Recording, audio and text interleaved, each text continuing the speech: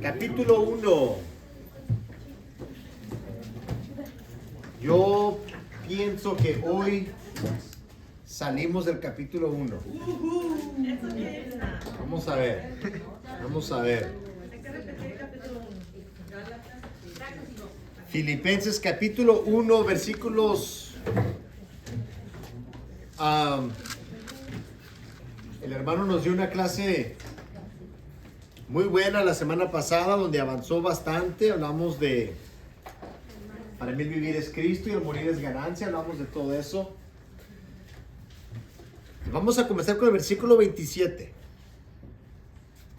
Dice así: solamente que os comportéis como es digno del evangelio de Cristo, para que, o sea que vaya a veros o que esté ausente, oiga de vosotros que estáis firmes en un mismo espíritu, combatiendo unánimes por la fe del evangelio, y en nada intimidados por los que se oponen, que para ellos ciertamente es indicio de perdición, mas para vosotros de salvación, y esto de Dios.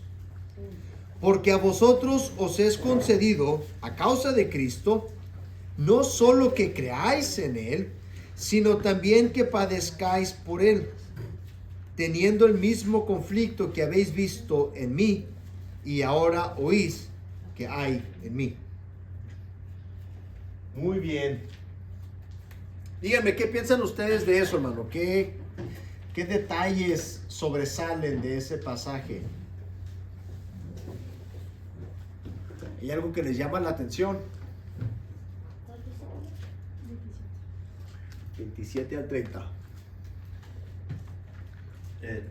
A mí sí, el 29. Ajá.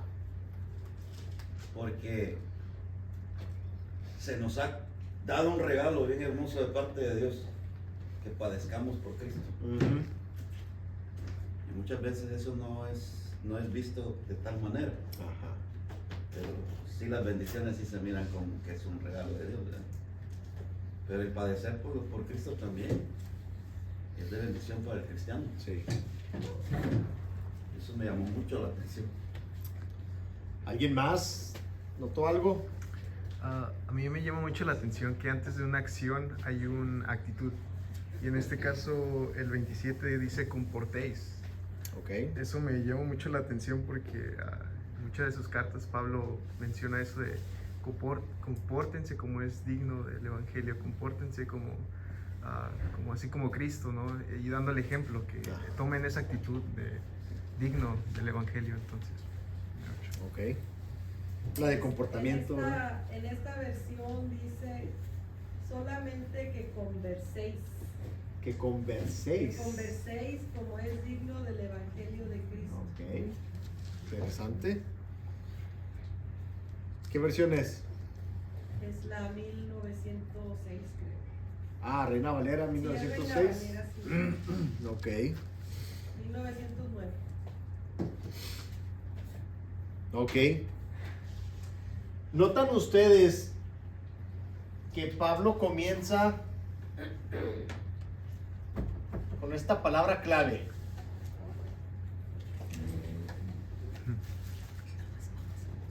¿Qué cree que nos indica eso? Solamente. ¿De qué forma usamos nosotros esa palabra en un discurso, en un diálogo? Para hablar específicamente de un asunto. Ok. Es algo único. Algo único. ¿Nunca han tenido una discusión muy larga con alguien? Y después de una larga discusión, dicen, solamente quiero que sepas. Y ya, le dan en un enunciado. ¿Quiere decir quiero o qué? No. O sea, bien firme o qué. No es tanto firme. La importancia. Sí, está diciendo, o sea, Esto es- todo este rollo que dije Se resume aquí. se resume. ¿Cómo te sabes de esta? Sí, se resume aquí. Solamente, o sea, solamente si alguna cosa van a recordar recuerden esto. ¿Ok?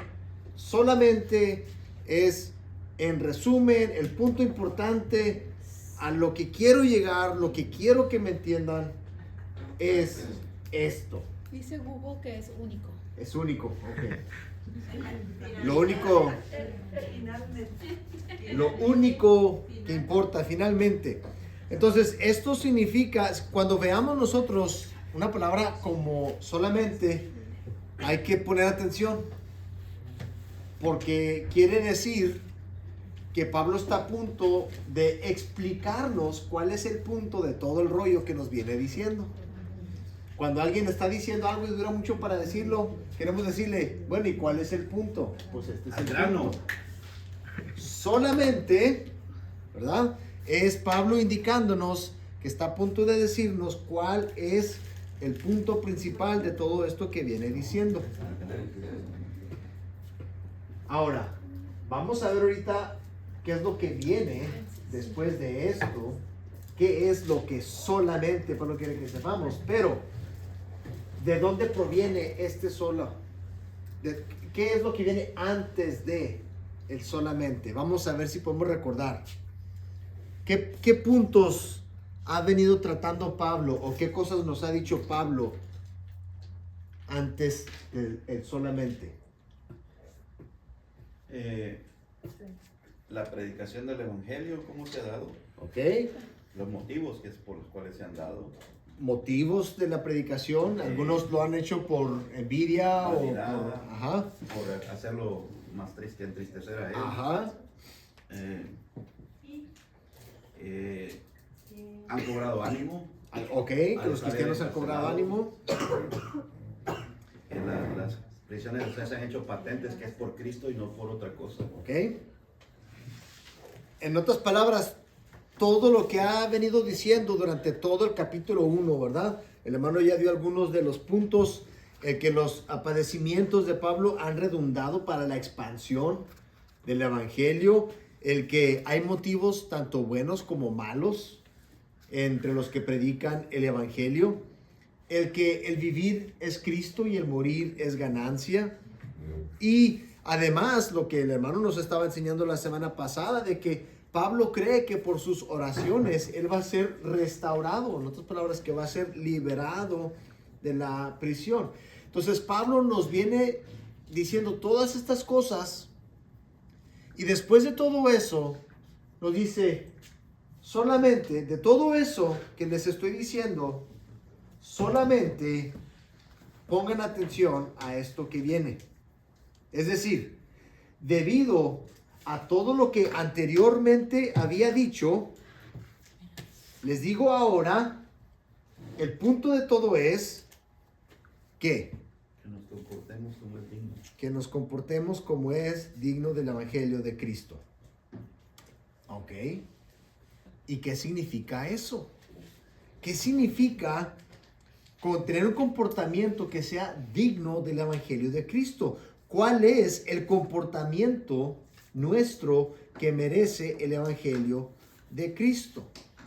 Pues tenemos que entender qué es el Evangelio de Cristo para saber cuál es un comportamiento digno de ese comportamiento.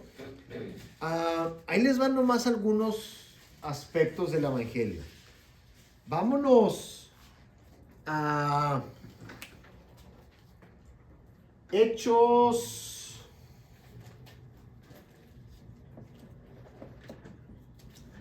2:36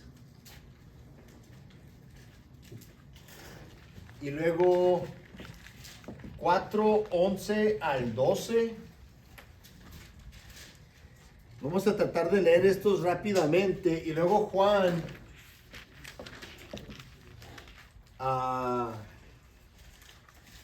Juan 3, 35 y 36. Ya tengo hechos. ¿Ok? Yo tengo.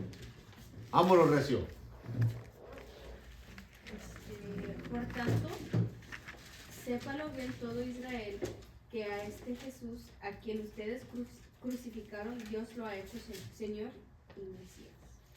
A ver, léelo otra vez más fuerte. Por tanto, sépalo bien todo Israel que a este Jesús, a quien ustedes crucificaron, Dios lo ha hecho Señor y Mesías. A este Jesús que ustedes han crucificado, Dios lo ha hecho, ¿qué? Señor. Señor, Señor Cristo. Ok, eso era Hechos 2:36. Ahora 4, 11 y 12.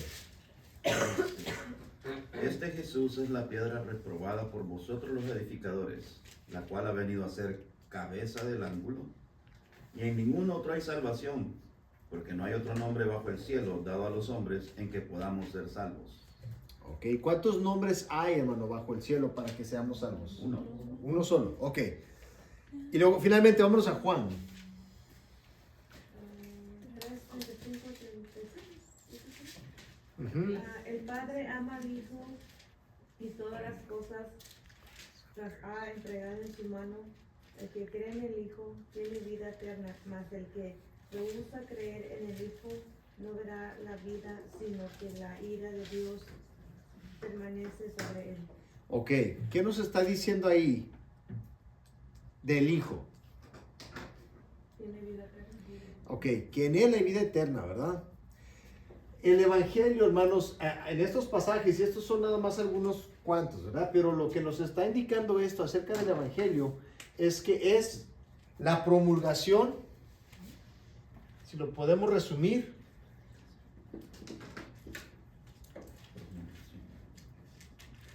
es de que Cristo es Rey. Eso es el Evangelio. Que Cristo es Rey. Y cuando nosotros estamos viviendo el Evangelio, nuestra conducta debe de reflejar este mensaje. ¿Sí me explico? Entonces, si el mensaje nuestro es que Cristo es Rey, nuestra vida debe reflejar dos cosas. Una, que nos sometemos a Él y que somos leales a Él. Y dos, que no estamos comprometidos a nadie más. Que no nos sometemos a nadie que se oponga a Él. Obviamente que Cristo mismo nos manda que nos sometamos a las autoridades, pero nos sometemos a las autoridades porque nos estamos sometiendo a Él. ¿Sí me explico? Entonces, nuestra conducta debe de reflejar esta realidad de que Cristo es Rey. Pero no solamente eso. Vámonos ahora otra vez ahí en el libro de Juan, capítulo 5, versículo 14 y capítulo 8, versículo 11. Y es más, Lucas 3, del 8 al 14. Ok.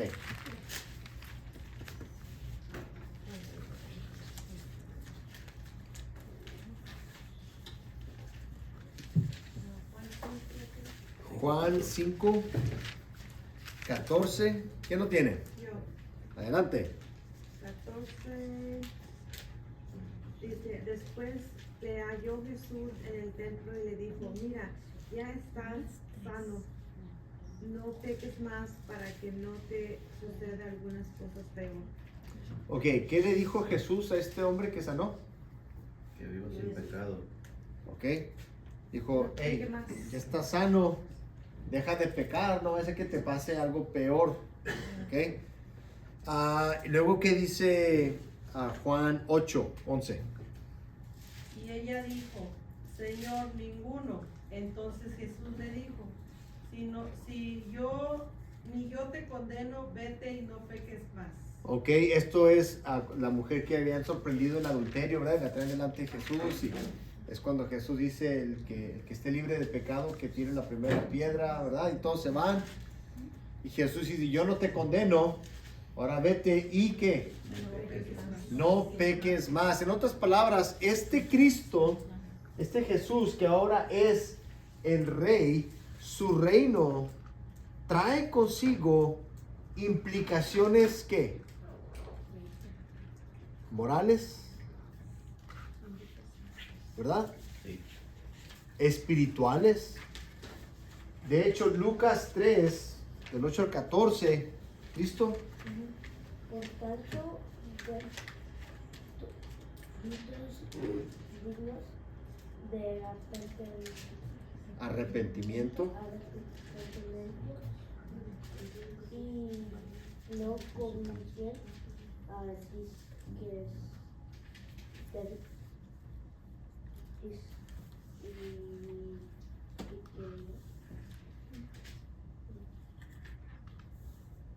Decirse. decirse a ustedes mismos tenemos a Abraham por padre porque les dijo que Dios puede levantar hijos a Abraham de ese padre. Ok, hasta ahí. Juan el Bautista, que venía preparando el camino para el reinado de Jesús, cuando él está predicando, le está diciendo a la gente, hagan frutos dignos de arrepentimiento. Más adelante la gente le pregunta, pues, ¿qué debemos hacer? Y luego les empieza a decir, si eres cobrador de impuestos, no cobres más de lo que debes. Si eres soldado, no pongas cargas de más, no abuses de la gente, ¿no? Etcétera, etcétera. Entonces hay implicaciones morales.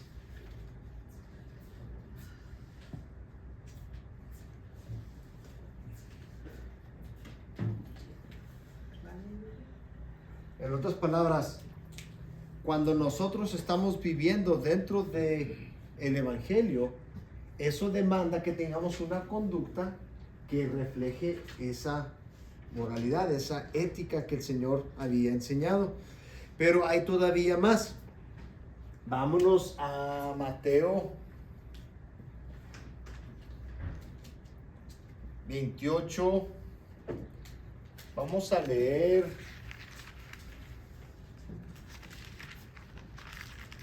versículos 29 y 30. Y luego vámonos también a Hechos capítulo 8. No, perdón. No, 8.1. 1.8.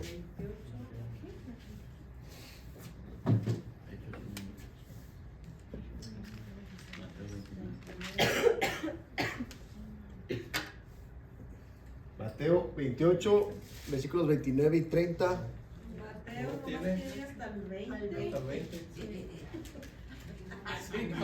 Mateo 28 nomás tiene hasta 20 versículos. 28 capítulos, 20 versículos. Mateo 28. Ese es el de los libros Pastor. perdidos. Pero a lo mejor eran No, Dani, es Mateo 28 Ese es del- y luego Los libros canónicos. 29, 20 y Los 20. lectores van al periodo. Haces esa conferencia entre los Entonces, 19 y 20, perdón. por tanto, ir 19, 20. y doctrinar a todos los gentiles, bautizándolos en el nombre del Padre, del Hijo y del Espíritu Santo, enseñándoles que guarden todas las cosas que os he mandado, y aquí yo estoy con vosotros todos los días hasta el fin del mundo. Ok, ¿a dónde los mandó, hermano? Hasta el fin del mundo. A todas. A todas las naciones, ¿verdad? Vámonos a Hechos, capítulo 1. Esto es para que ustedes entiendan.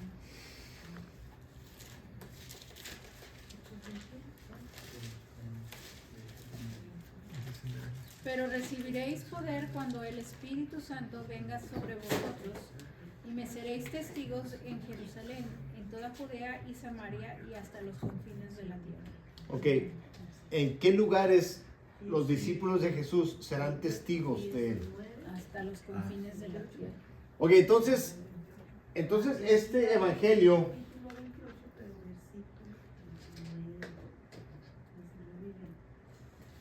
es global. Estos son solamente algunos de los aspectos del evangelio que tenemos que tomar en cuenta cuando el apóstol dice que nuestra conducta debe ser digna del Evangelio de Cristo Jesús. Este tipo de cosas deben de estar en nuestra mente cuando estamos interactuando en nuestra vida diaria. Si nosotros somos discípulos de Jesús, todo esto, y hay más, esto es solamente algo para empezar a pensar nosotros en qué significa el Evangelio de Cristo y cuál es la conducta que merece ese Evangelio. Y luego noten ustedes una frase que dice ahí Pablo. Ya sea, vámonos ahí al versículo 27, solamente que os comportéis como es digno del Evangelio de Cristo. Lo dice, para que o sea que vaya a veros o que esté ausente, oiga de vosotros que estáis firmes en un mismo espíritu. ¿Qué significa eso? Qué unidad. Bueno, sí, pero más bien quiero enfocarme en esa frase, ya sea que vaya o que esté ausente. ¿Qué es lo que está queriendo decir? Que no es necesario que Él esté al lado suyo para que se comporte como un hijo de Dios. Ok. Porque a quien somos responsables de Dios y Él ve todo. No, iba a comentar lo de que, lo que vimos, ¿no? Que Pablo estaba encarcelado, pero el Evangelio no. Ajá. Entonces, a eso a lo mejor quería decir como... Si Pablo los ve, ¿por qué será que los va a ver? Porque quedó libre, ¿no? Sí, Porque oraron por su libertad y queda libre y los va a ver. ¿Por qué será que él no vaya a verlos? porque siguió encarcelado o No descansan. Ajá. O murió. murió. Ok, pero ellos están orando por su libertad, ¿verdad? Amén. Y él está diciendo, ya sea que yo vaya a verlos o que esté ausente, ¿qué cambia? Nada. Nada. Aunque han estado orando por su libertad, si no queda libre, no significa que la oración ha sido de balde, no significa, bueno, no me quiero adelantar, pero el apóstol Pablo está diciendo, el que yo esté o no esté como contestación a la oración, ese es el punto clave, porque el que Pablo esté o no esté tiene que ver con la oración de ellos. Entonces, si yo estoy o no estoy, eso no cambia la conducta que deben de tener. Pablo dice, aunque yo no salga de aquí, yo quiero oír de ustedes que están unánimes luchando por el Evangelio de Cristo. Y luego les dice, no intimidados. ¿Qué significa intimidar? No tengan miedo. Ujú. Dejarse asustar por alguien, ¿verdad? Eso es intimidar. Cuando alguien viene y te demuestra que él tiene más fuerza que tú para someterte, eso es intimidar. Pero Pablo dice, ustedes no se deben de dejar intimidar. Ahora, es muy fácil decirlo, ¿no? Pues no te dejes intimidar. Pues sí. Yo a veces le decía a mi papá, cuando me pegaron en la escuela, decía, pues me pegó este. Pues no te dejes, defiéndete. Pues sí, pues no lo ha visto, chico. Monigote. Sí, se dice fácil, defiéndete, pero pues... pero Pablo dice, no se dejen intimidar. Ahora, ¿por qué lo diría Pablo? ¿En qué podemos respaldarnos para no intimidarnos con los que se oponen al Evangelio? La lectura del día de hoy, hermano, que es de Jeremías, creo que puede relacionarse con A eso. ver, venga de ahí. Dice, mas Jehová está conmigo como poderoso gigante. Por tanto, los que me persiguen tropezarán y no prevalecerán, serán avergonzados en gran manera, porque no prosperarán, tendrán perpetua confusión que jamás será olvidada. Si Jeremías entendía que aun cuando él le hicieron, como usted dijo, que su ministerio, entre comillas, no fue exitoso, pero sí lo fue porque él obedecía a Dios, a Jehová, que le había dado todo a lo que iba a hablar. Ahora él decía, porque más anteriormente dice, tú me venciste, ¿verdad? Y pues me sedujiste, dice. y me venciste. O sea, él entiende que Jehová va frente a él. Y si Jehová va frente a él como poderoso gigante, no importa quién se atraviese, él no va a ser intimidado. Porque sabe que la lucha Pues es él. veámoslo de esta manera.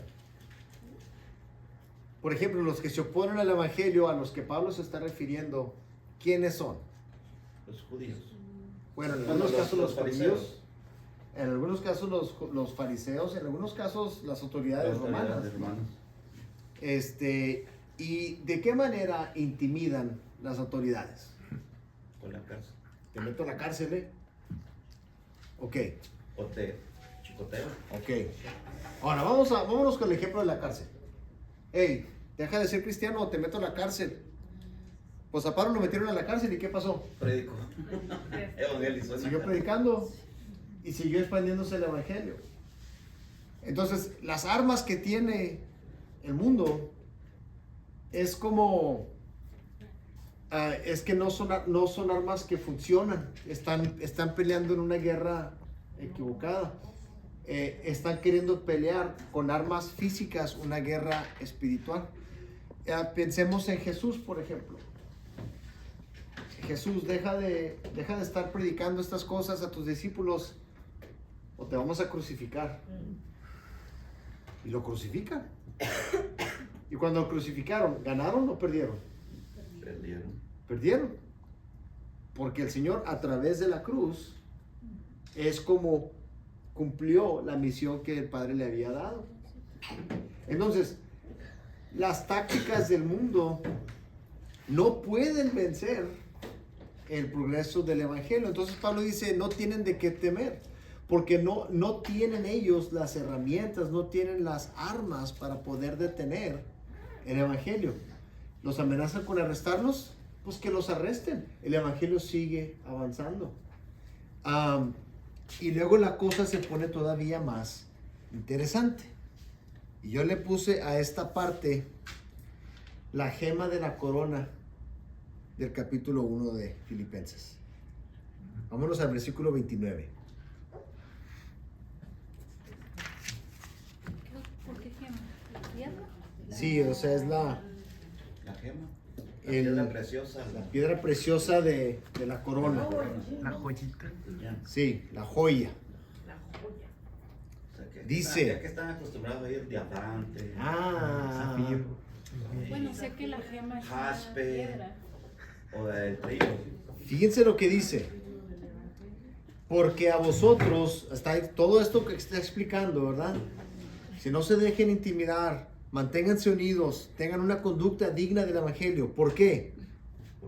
Porque a vosotros os es concedido a causa de Cristo, óiganlo bien, no solo que creáis en Él, sino también que padezcáis por Él. Eso sí que está curioso. Porque el apóstol está poniendo como iguales en cuestión de valor el creer en Cristo como el padecer por Cristo. Y luego dice que estas cosas se nos han concedido. Esta es una palabra que significa que muestra agrado. Entonces véanlo de esta manera. Si a usted le toca sufrir por causa del Evangelio, es porque usted ha hallado agrado en los ojos de Dios. Eso sí que suena raro, ¿no? Se nos ha concedido el creer en Él y se nos ha concedido padecer por Él. En otras palabras, es un regalo, es una gracia de Dios que se nos permita padecer por Él. Pero ¿cómo? ¿Cómo puede ser una gracia sufrir por causa de Cristo? Pues Pablo no se inventó esto. Esto no es algo que Pablo se sacó de la manga. ¿De dónde lo aprendió él? Vámonos a Mateo 5.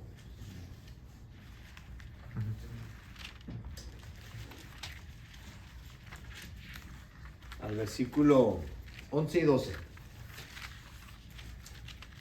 Bienaventurados seréis cuando os insulten y persigan y digan todo género de mal contra vosotros falsamente por causa de mí. Regocijaos y alegraos, porque vuestra recompensa en los cielos es grande, porque así persiguieron a los profetas que fueron antes de vosotros. Ok. Vámonos por partes. Porque ahí, eso es de lo que está hablando el apóstol Pablo.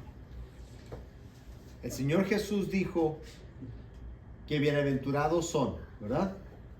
Los que son perseguidos. Vámonos por partes. ¿Cuáles son las condiciones para que alguien sea bienaventurado en ese pasaje? Lo que Pablo dijo, que sean patentes las huellas de Cristo, Ok. de por qué usted es perseguido. Ok. En otras palabras, Jesús está diciendo bienaventurados los que son perseguidos. ¿Qué significa ser perseguido? Cuando algo malo me pasa, eso es ser perseguido.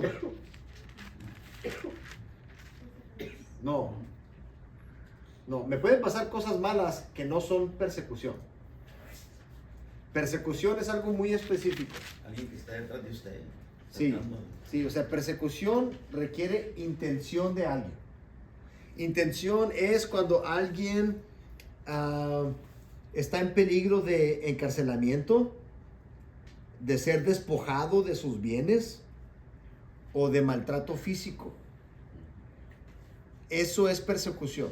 Cuando alguien intencionalmente hace algo en contra de nosotros y que es por una causa. En otras palabras, no es lo mismo que alguien entre a mi casa y me robe mi televisión, mi mesa, mi sala. Pues eso es un robo, eso no es persecución. Pero cuando hay una ley que dice, no puedes tener reuniones de oración en tu casa, y como tuviste una reunión de oración, nos vamos a llevar tu sala y tu televisión como fianza, ¿no? Eso ya es persecución. El que te metan a la cárcel por causa de Cristo y todo eso. Otro aspecto de la condición que está poniendo el Señor Jesús, ser falsamente acusados. Ahora, falsamente acusados de maldad, ¿eh? No que falsamente los acusen de ser cristianos. Si los acusan de ser cristianos, que sean cargos verdaderos, ¿no? Pero que los acusen falsamente, como a Jesús lo acusaban falsamente. A Jesús lo acusaron falsamente de blasfemia, por ejemplo. Y el otro aspecto de la condición es que tiene que ser por la causa de Cristo. ¿Ok? Hubo mucha controversia cuando pasó lo de COVID y que mandaron que se cerrara todo, que se cerraran las iglesias, que no hubiera reuniones, y hubo mucha discusión sobre qué debe hacer la iglesia en una situación así. ¿Cerramos la iglesia porque el gobierno nos está diciendo que cerremos la iglesia? Hubo mucha discusión sobre eso. ¿Eso lo contamos como persecución o no es persecución? ¿Cómo ven?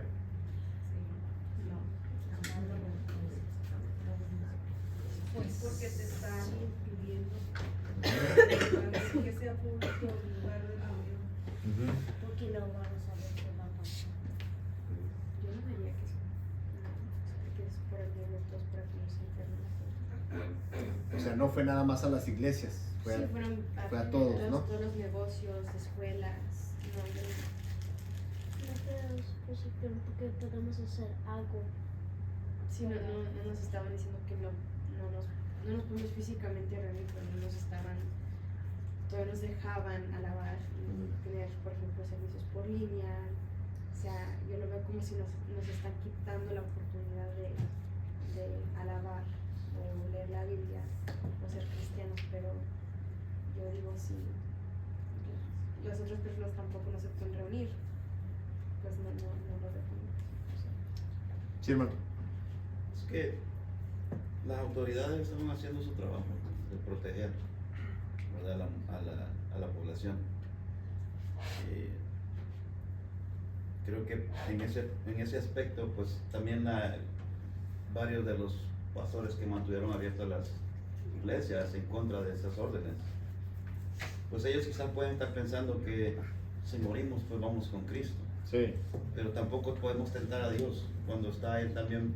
Si Él ha dado la facultad de doctores de poder decir estas cosas, yo siento que es como tentar a Dios de que nos mantenga sanos cuando estamos viendo las consecuencias de estas cosas, y exponernos a la enfermedad que nos puede matar también puede detener el propósito de Dios para su vida aquí en la tierra todavía el tiempo que le va a dejar, porque usted está optando por ir a meterse en la boca del lobo. Ajá. Como decirle, no metas la mano en la cueva que hay una serpiente.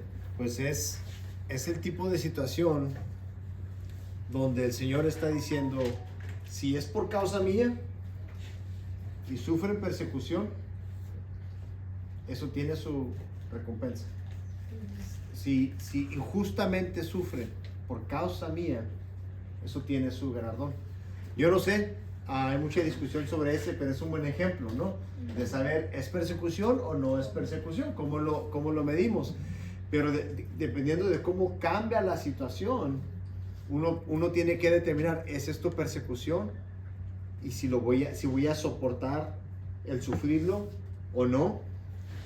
Pero esas son las condiciones. Pero ahora, la pregunta sigue. ¿Cómo es una bendición el padecer por causa de Cristo? ¿Cómo puede ser eso una bendición? Pues el Señor Jesús ahí nos dice. 1. Su galardón es grande en el cielo. Ahora, esto es importante, hermanos. La Biblia en varias ocasiones nos dice que vamos a ser juzgados según nuestras obras.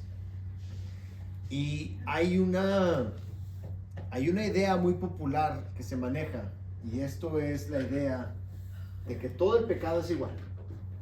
Todo el pecado es igual.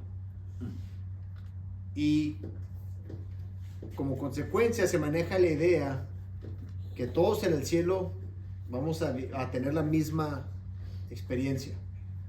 Pero eso no es lo que la Biblia enseña. La Biblia enseña que la paga del pecado es muerte. Eso es algo universal. Pero la palabra nos dice que vamos a ser juzgados según nuestras obras. Y el mismo Señor Jesús dice que para personas que van a ser condenadas, Él dice, mejor va a ser para estos que para estos otros, aunque los dos van a ser condenados, ¿verdad? Por ejemplo, en una ocasión hablando de los fariseos, dice, mejor situación van a tener los de Sodoma y Gomorra que estas otras personas, porque los de Sodoma y Gomorra no tuvieron oportunidad de arrepentirse, pero ustedes sí. Así es de que en el día del juicio a ustedes les va a ir peor que a los de Sodoma y Gomorra. De la misma manera, en el cielo hay de galardones a galardones. Yo me conformo con entrar. Yo me conformo con vivir en la calle, si son calles de oro. Pero de vivir en la calle a vivir en mi casa, en el cielo, yo prefiero vivir en mi casa. El galardón va a ser diferente, porque vamos a ser juzgados según nuestras obras. Y el Señor Jesús dice que las personas que han sufrido persecución por la causa de su nombre van a recibir un especial galardón en el cielo. Y luego dice esto también. Dice, van a ser contados dignos de los mismos honores o honores similares a los profetas, porque a ellos también los mataron. Entonces, en otras palabras, el Señor Jesús dice, si sufren persecución, siéntanse dichosos de estar en compañía con personas como Oseas, como Jeremías, ¿verdad? Como todas estas personas que sufrieron, ¿verdad? Por no decir nada de los incontables profetas que mataron, ¿verdad? Que ni siquiera sabemos quiénes fueron, ¿no? Para terminar, vámonos ahí mismo a Filipenses 3, 10 y 11. Y Hechos 5, 41. Filipenses 3, 10 y 11. Y Hechos 5, 41. ¿Quién tiene Filipenses? 3, 10 y 11. Ajá. Lo he perdido todo a fin de conocer a Cristo, experimentar el poder que se manifestó en su resurrección, participar en sus sufrimientos y llegar a ser semejante a Él en su muerte. Así espero alcanzar la resurrección de entre los muertos. Cuando Pablo está reflexionando en sus padecimientos, él dice, lo único que me importa es estar más cerca de Cristo. Y si los padecimientos me acercan más a Él, pues que venga. En el libro de los Hechos, capítulo 5, después de que fueron maltratados los apóstoles, cuando los soltaron, dice, y ellos salieron de la presencia del concilio gozosos de haber sido tenidos por dignos de padecer afrenta por causa del nombre. Salieron gozosos de haber sido contados dignos de padecer por causa del nombre. Y esto, hermanos, continúa un tema que hemos estado manejando ya todas estas semanas en Filipenses. Y es la idea de que nuestra reacción natural es que en el sufrimiento clamar a Dios, decir, ¿por qué? Sálvame de esta situación. Pero lo que Pablo nos está enseñando es de que cuando el sufrimiento es por causa de Cristo, eso no debe causarnos congoja, debe de causarnos gozo. Y cuando sufrimos por la causa de Cristo, no es un castigo de Dios, es una gracia de Dios. Y eso es a veces difícil de comprender, es difícil tener una actitud así cuando estamos sufriendo por causa de Cristo. Pero Pablo, Pedro, Juan, no escriben estas cosas como académicos, lo escriben habiendo padecido ellos mismos, siendo encarcelados, siendo azotados, habiendo sufrido por causa de Cristo. Ellos son los que nos dicen, esto es motivo de gozo. Entonces, preguntas, un comentario. Pues yo no, hermano, nada más estoy trabajando con unos judaístas. Oh, sí. Y les digo, pues que lo desarman ustedes donde nomás miran el Antiguo Testamento, el Nuevo Testamento, pues les digo, se los cortan, o sea, los desarman, no tienen nada de... Sí. No tienen nada de, pues de Cristo, no lo aceptan. Sí. Bueno, pues dice el Nuevo Testamento que los apóstoles, que Pablo entraba a las sinagogas y en las escrituras él les señalaba a Cristo. O sea que por medio del Antiguo Testamento Pablo les señalaba que Cristo era el cumplimiento. Y si quiere alcanzar a judaístas, yo le recomiendo que encuentre cómo lo puede hacer usando el Antiguo Testamento. Sí. Porque así es como se les predicaba a los primeros. Y todos los primeros cristianos eran judíos. Todos. La misma predicación de Pedro, porque les empieza a predicar desde el principio. Sí. Y pues cuando se sienten ellos confundidos, porque les empieza a decir todas las profecías que habían sobre lo que había de venir. Sí. El sufrimiento que Isaías. Y por eso ellos dicen, y en un texto que ellos en Isaías, en la Biblia es del texto masorético, que no tiene incluido cuando habla de Jesucristo bien claramente, pero usted se los enseña. Para un judío eso es Una pedrada como la que le pegó David a Sansón en la frente. Sí. Pero no hay peor ciego que el que no quiere ver. No quiere ver. El evangelio que nosotros les podemos dar es el mismo que Pedro y que Pablo y que Juan le dieron a todos los judíos en su tiempo. Bueno, vamos a orar y luego nos despedimos.